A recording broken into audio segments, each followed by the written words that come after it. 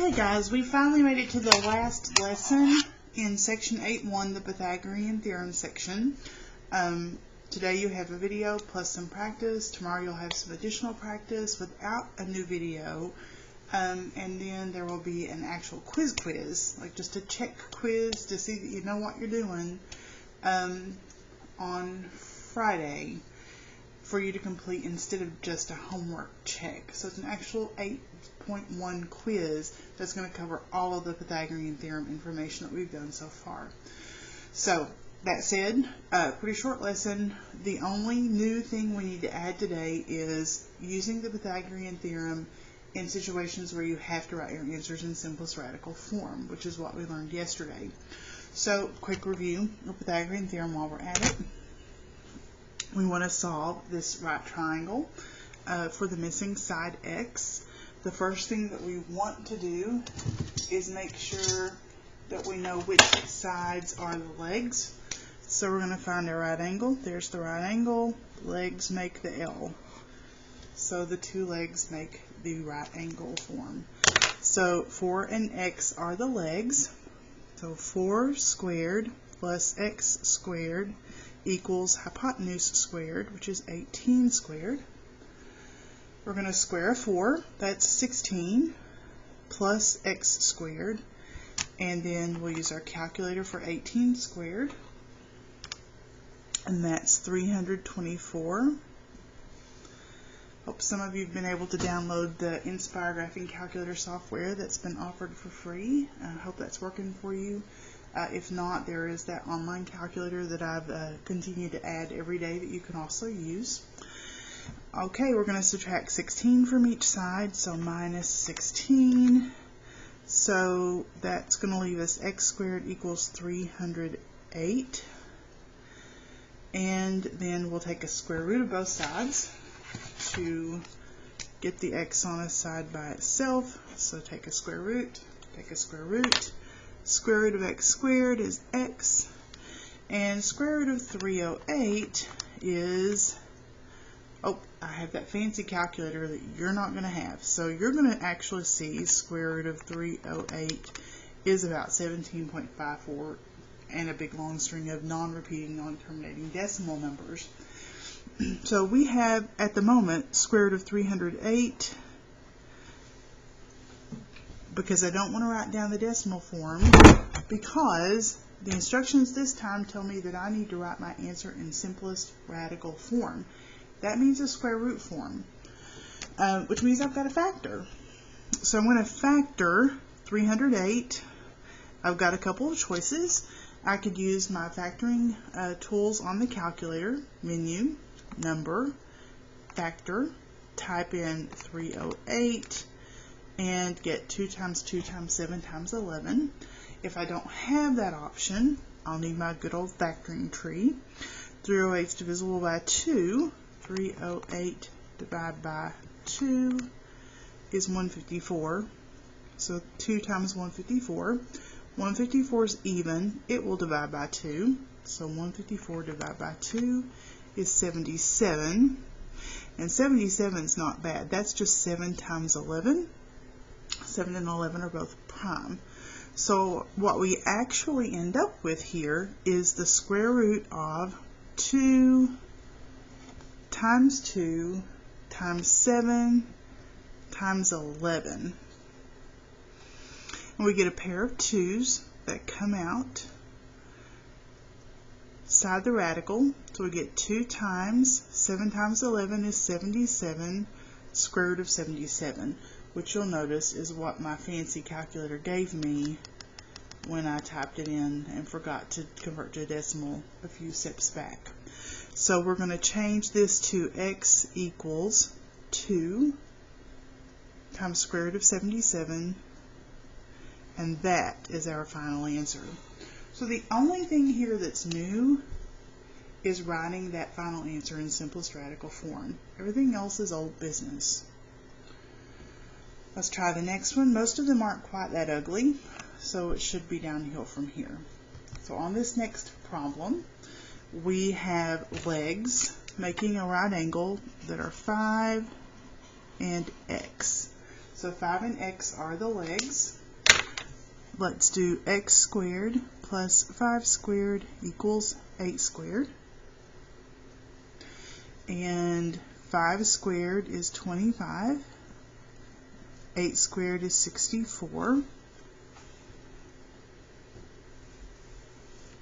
If we subtract 25 from both sides, and I'm not anywhere close to where I need to be, 64 minus 25 is 39. So we get x squared equals 39. And then we take the square root of both sides. And square root of 39 is not a pretty whole number. It is an irrational number. So I don't want a decimal here. I'm going to need simplest radical form. Well, let's check out 39. If we factor 39, it won't divide by 2. It's not even. It will divide by 3. 3 times, let's see, 39 divided by 3 is 13. And 13 is prime. So 3 times 13 is the factored form. Well, there are no pairs. There's nothing to pair up, therefore there's nothing to pull out, which means it's already in simplest form as square root of 39. So I'm going to leave the answer, square root of 39, and call it done.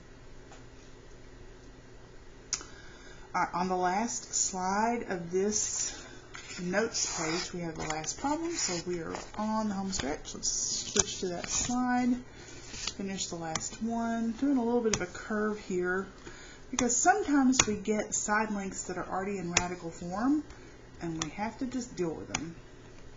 Turns out they're easier to deal with than non-radical numbers. Okay, so first we're going to identify the legs. The legs are 6 and y. So y squared plus 6 squared equals the square root of 85 squared. Now don't freak out over a square root of 85. You just write the number down and square it. Square root of 85 is just a number. It's irrational, but it's still just a number. Treat it the same as you do all other numbers. Now, when we square all of our numbers, we get a y squared plus 36. And the secret to this right side is that the square and square root just cancel each other. When they cancel each other out, I can't seem to remember, I have the lid off that. When they cancel each other out, what's left is just an 85.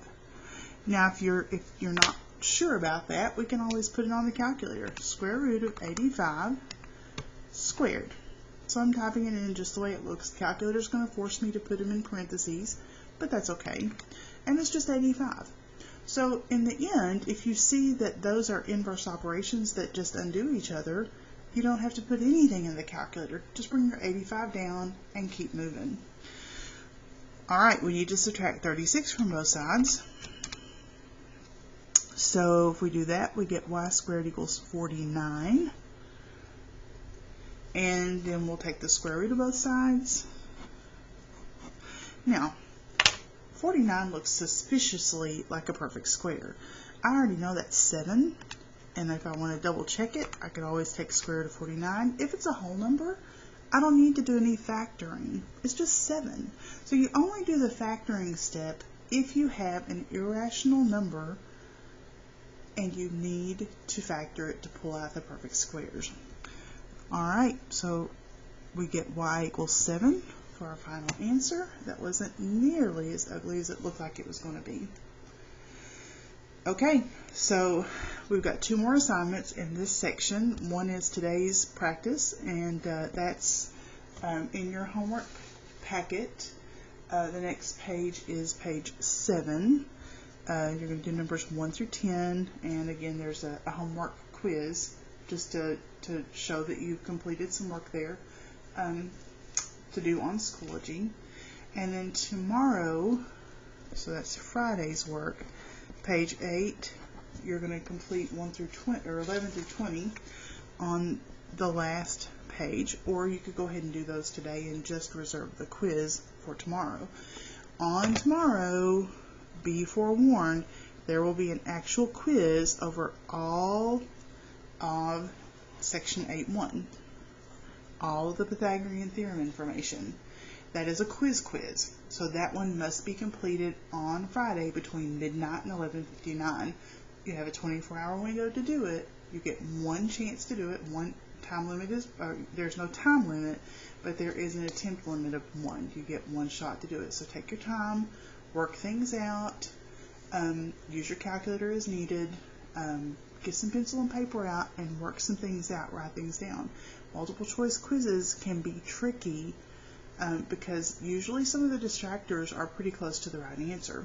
So take your time, write your stuff out on paper, do your work before you pick a multiple choice answer, because it is a grade. Alright, take care, and the next video will be coming at you next week over special right triangles. Take care and stay healthy.